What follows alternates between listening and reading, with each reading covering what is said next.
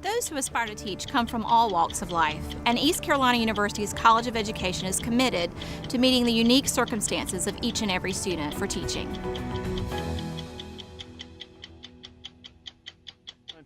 The 2016 Shape of the Nation report shows most states get a failing grade in physical education. Physical education has to be increased, that it has to be viewed as an important part of the daily curriculum. Experts say children should get at least an hour a day of moderate to intense physical activity.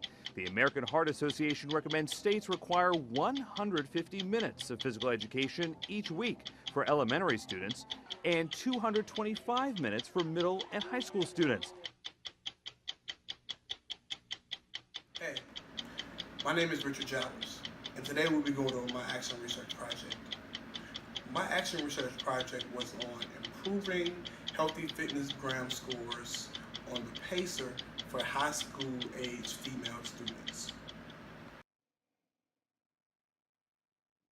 Okay, so again, we're working on our action research project. We used different surveys as different type of research that we would use. We started off with qualitative research, which is for our surveys, and we used quantitative research for our PACER testing.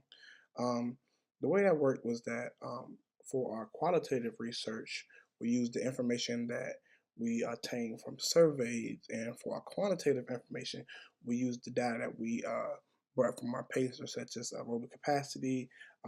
We used also the model laps that the students will walk or run from doing the PACER testing. So that's how we got that information. Our problem that we found was that female students weren't passing the healthy fitness zone scores. So what we wanted to do was to find an answer for how we could have those students improve their healthy fitness zone scores. So we decided to add 15 minutes of walking a day to help improve PACER testing so they can improve their healthy fitness zones. So we did an outlet review. We researched the PACER, the mile walk and run, speed walking, and we used surveys to record some of the qualitative information, and we also researched moderate to vigorous physical activity. We used a lot of different references to do that. On chapter 3, we wanted to talk about assumptions, limitations, and some of our definitions. Some of our definitions pretty much talked about moderate to vigorous physical activities. We talked about speed walking, talked about different things such as that. Some of our assumptions included it was assumed that students would walk at a moderate vigorous pace. We also assumed that students would try to reach their healthy fitness zone scores. So my limitations included students didn't have cell phones. All students couldn't use the Nike Run app. Some phones didn't have phone service. Some students arrived to class late. On chapter 4, we talked about the participants, which includes our 18 female high school students, which were 2 ninth graders, 7 10th graders, 4 11th graders, and 12th grade, there were 5 students. Some of the instruments we used, again, was the Nike Run app, the pre and post survey, and items such as those. Some of our procedures included students actually doing the activity for 4 weeks. The first week was the pre-survey, and the last week was the post-survey, and the 2 weeks in between were actually having students walk 15 minutes for 4 days out of the week into.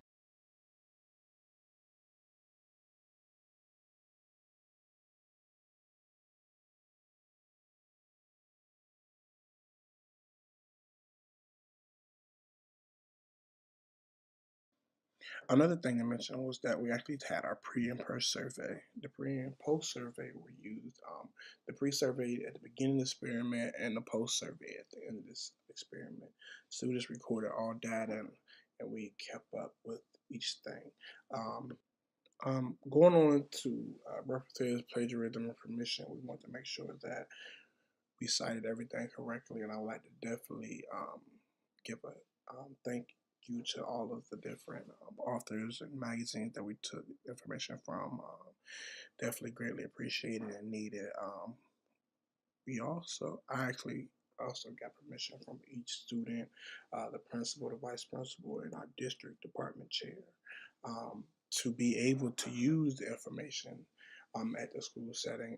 Because I also like to thank the students for allowing me to do this project and giving full effort and just allowing themselves to be better and just open their fitness levels up. Here in chapter 6, here is a chart that shows you the pre and post VO2 max. As you can see, it has a random distribution from the pre and the post test. The burgundy color is the pre, and the brighter red is the post test. And this is figure 5. This chart is showing from the survey, it shows you how students felt about health and how they actually did on their scores. So the beginning in the blue shows you what they think about their health, and the second part is showing you did they actually complete their goals. This chart is the score perception versus reality. This is a little bit different, and students said that they believe they would pass the scores, and the next part is if they actually did pass the scores. It's actually a negative distribution on that. Chapter 7, meaningfulness. The meaningfulness of this project is that students actually increase their pacer scores. They didn't necessarily meet the healthy fitness zone scores, but they did increase their scores, which is a big step. I believe that with more time, students will be able to meet the healthy fitness zone scores and be able to use some of these different things that the pacer and fitness gram decreases, such as insulin goes down, death rate goes down for myocardial infarction, anxiety goes down, depression, resting blood pressure, fat goes down, LDL, which is low density lipids, items such as those. Some of the correlation is the IV, which is the independent variable with students walking 15 minutes a day, and your DV, which is the dependent variable, was the pacer scores. They correlated because we wanted the 15 minutes of a day of walking to help bring down the pacer scores. You couldn't necessarily change the pacer scores, you only can go from that. The positive correlation in students who seem to give more effort during the speed walking portion returned a positive VO2 max and healthy fitness zone score. The negative correlation came from students that seemed to didn't give as much effort or believe in themselves.